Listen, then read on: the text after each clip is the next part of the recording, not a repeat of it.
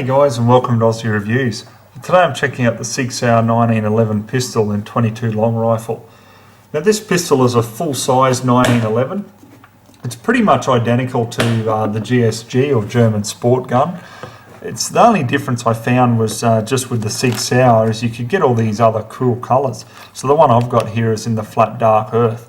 So before I go into the specs of the pistol, let's give you a rundown of what comes in the box. This is the box that it comes with naturally.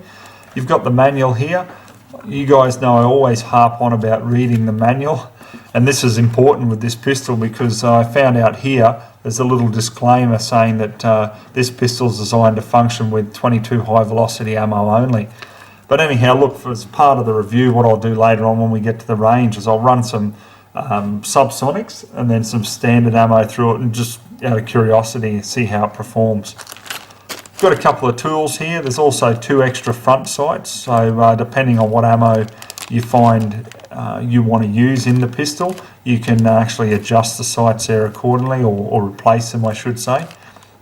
A couple of Allen keys, and the wrench here is to actually take off the end cap to the threaded barrel. Got a lock and key there as well. Now this is a pistol here itself. Let me just move everything out of the way. Okay, so it doesn't come with this Tapco safety flag. You guys know I like these, so this is my own one naturally.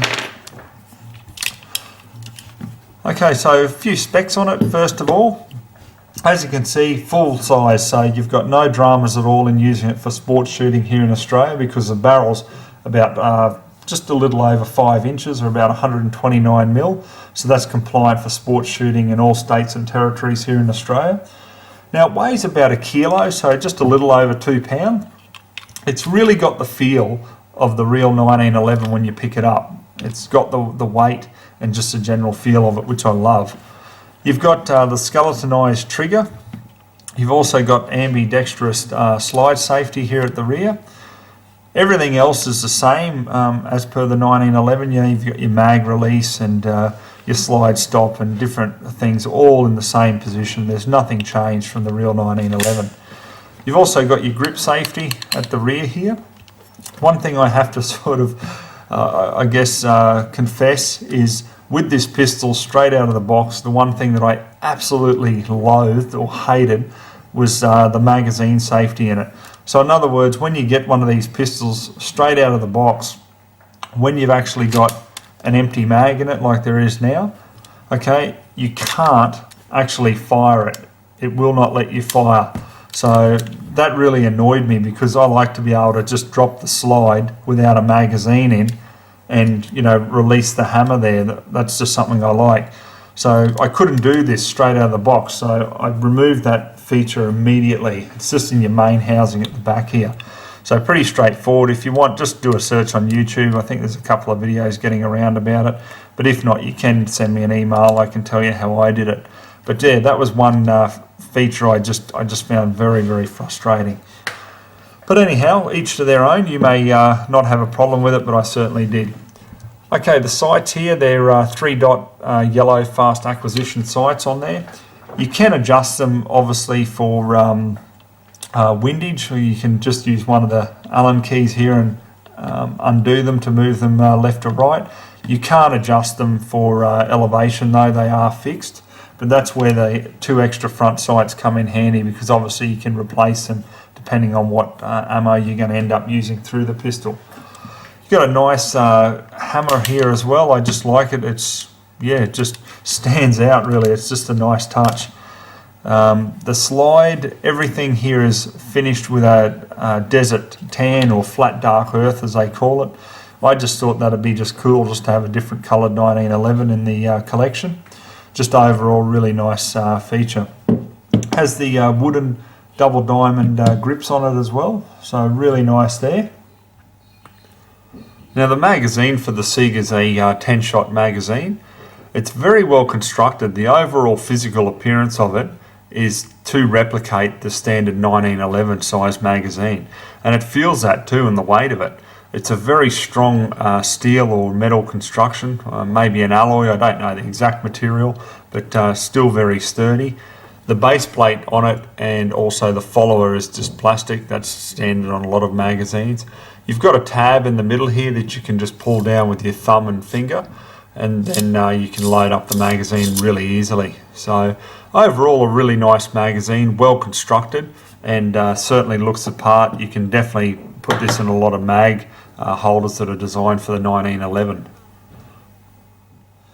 One thing I do like about it as well is you've got the last hold open feature. So in other words, when you're shooting, you fire the last shot, slide will go back and it'll hold open. So you definitely know when you've fired that last round. So I mean, that to me is an absolute must in a pistol. I couldn't imagine just shooting and then the slide stays forward. But anyhow, overall the actual 1911 platform is very, very popular, and the other thing I like about it is because it is so popular, you can just get so many holsters for it. Every major holster manufacturer out there designs holsters for the 1911 platform, so this pistol will work perfectly in any of them. Also too, on the side of interchangeability with the 1911, all the aftermarket parts, like if you, for example, wanted to swap out, the sear and the disconnector and on different parts with, aftermarket manufacturers like Wilson Combat or STI, you can definitely do it. They actually say that there's 80% compatibility with interchangeable parts from the standard 1911 45. So those parts are as follows. It's the slide stop, the barrel bushing, the ambidextrous thumb safety, the mainspring housing and the internal parts, the grip safety, disconnector, sear and sear spring, hammer and strut, grips and grip screws, magazine catch, plunger tube assembly, and the trigger. So any of those parts there you can swap out with third party or aftermarket manufacturers parts. Alright guys, well look, overall what I'll do is I've gone through all the parts of it now. Let me just strip down the weapon for you and just show you how to disassemble it. Obviously I'm not going to do a full disassembly as in an armourer's disassembly when you're pulling out everything, the trigger, the whole lot. You don't need that. A normal user doesn't need to do that. So let me just strip it down for you now. First thing you want to do is make sure that you take out the magazine. You guys know that it's unloaded obviously because you've watched the review from the beginning. Now what you need to do first of all is you need to line up the notch that's just at the rear here on the top slide with the slide stop, okay? So once they're lined up from there, on the other side your slide stop should just push straight out like so, and you'll know if it's lined up perfectly because it'll just pretty much pull out almost effortlessly like so. You don't have to tap it out with any sort of hammer or anything like that.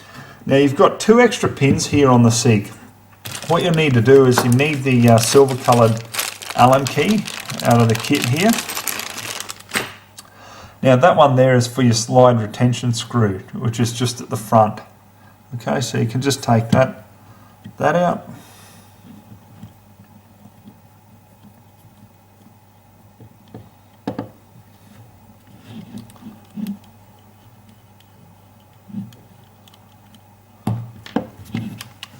And the actual pin at the back here is the barrel fixing pin, and you can just push that out. It comes out fairly easy. Now just take note too that it's got a lip on one side, okay, just that side there, and that's the way that it should go in because that lip sits under your actual slide stop. Okay, so that prevents the pin from coming out. If you put it in back to front, okay, it'll still go in perfectly, but it may come out when you're using it. So that's just something to keep in mind.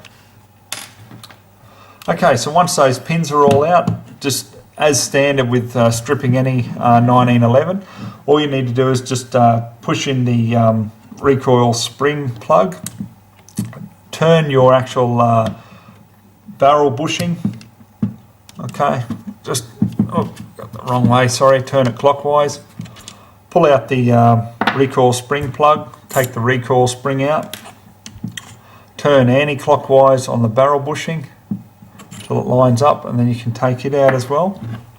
Then the top slide will just come straight off. Okay, so there's your frame. There's your actual guide rod there. And the barrel on the Sig actually pulls straight out. Okay, so unlike the Colt 1911, it's not actually fixed. So that's it there. There's everything all stripped down. So as you can see, the good thing about the barrel on these Sigs is they're quite a reasonably heavy and solid barrel. That's one thing I like. There's a lot of 22s out there in pistols when the barrels are fairly flimsy, and you know that just doesn't sit right with me. But anyhow, everything seems to be quite solid with this, so I'm looking forward to actually putting it to the test. So just to reassemble it, just obviously everything just in reverse. So we'll put the barrel in first of all. It slides back in, clicks into place. So our guide rod in.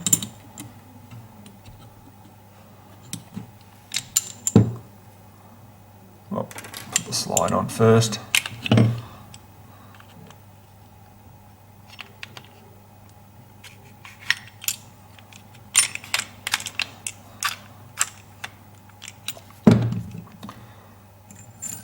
Guide rod spring, put that back in.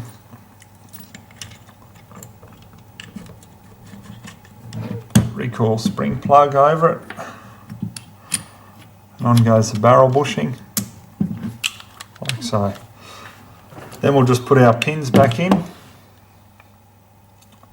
So the slide retention screw, just put that one in first.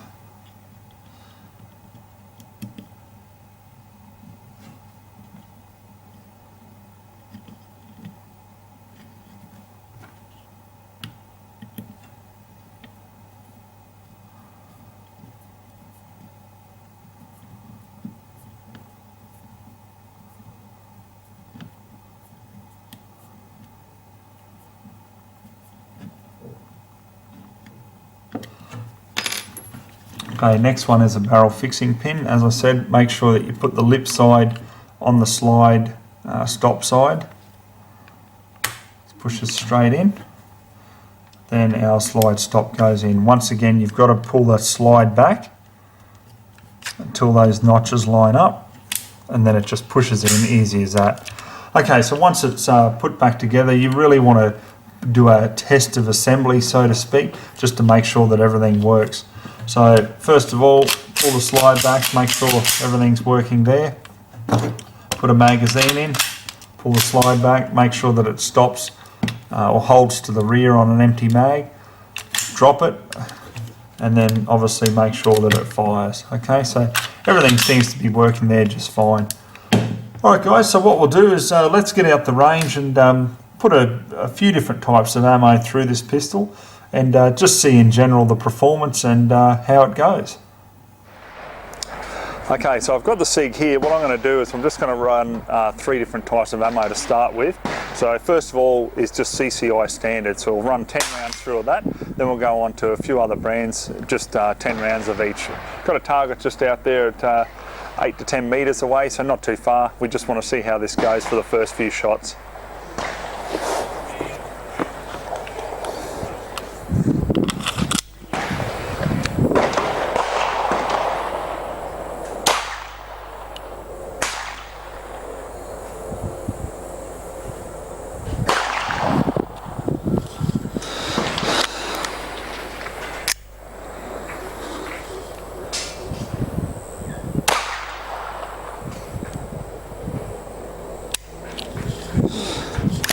Okay, we've got a far to load there. Try again.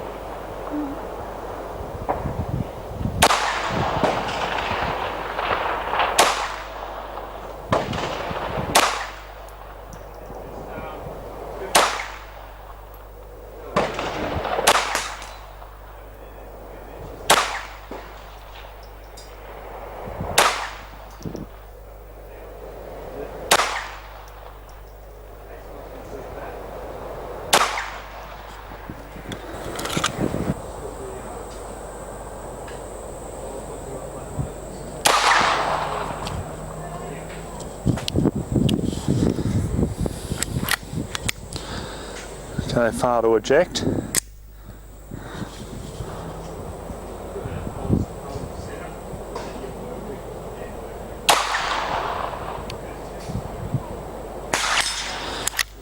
Another file to eject.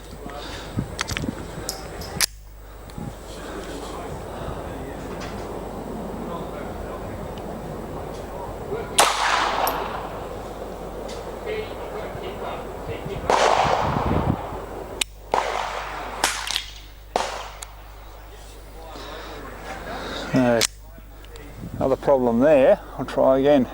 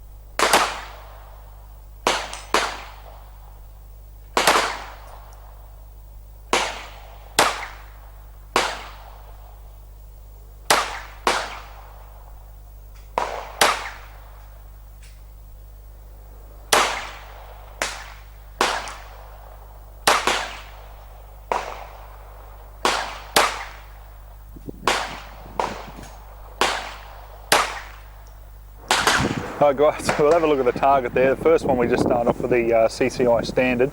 They're starting to group all nice there. Look, just getting used to the pistol. First time I've shot it, as you know. So they've spread a little bit there, but that's more my fault rather than the fault of the ammunition. Then we're coming down here and we've got the mini mags. They started to group quite nicely there. And then even the velocitors down here, they've grouped quite nicely as well. So I think it definitely favours that high velocity ammunition. Coming over here, we had a few problems with ejection and so forth with the 42 grain subsonics. And then we came down to the power points of 42 grainers, and then they've come in nicely, quite good there. Then down we've gone to SK high velocity, just to throw in something a bit different there. And yeah, it seems to group quite nicely there. So definitely a fair bit of accuracy available out of this little pistol. But I'm definitely going to be looking forward to putting some more range time in with it and just seeing what sort of accuracy and groups I can get with it. But anyhow, that's the results there. Just freehand, no trick photography, and you can see it how it really is. Okay, so I've got 10 rounds of the CCI mini mags. Let's put it through rapid fire and just see how reliable the action is.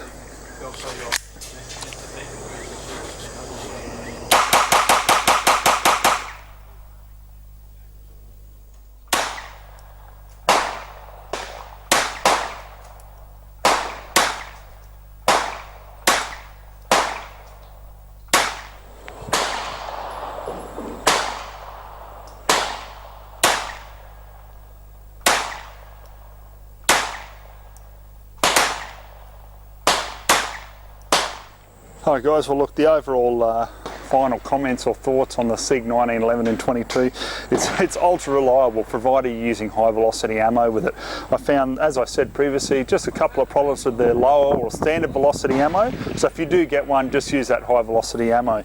The other thing I want to change out pretty much after this is I want to get the finger groove hoe grips that I've got for my Colt 1911. I just find them just so much more comfortable in general, so that's just a personal preference, so I'll definitely swap them out. Apart from that, I mean, geez, it pistol's great, absolutely ultra reliable.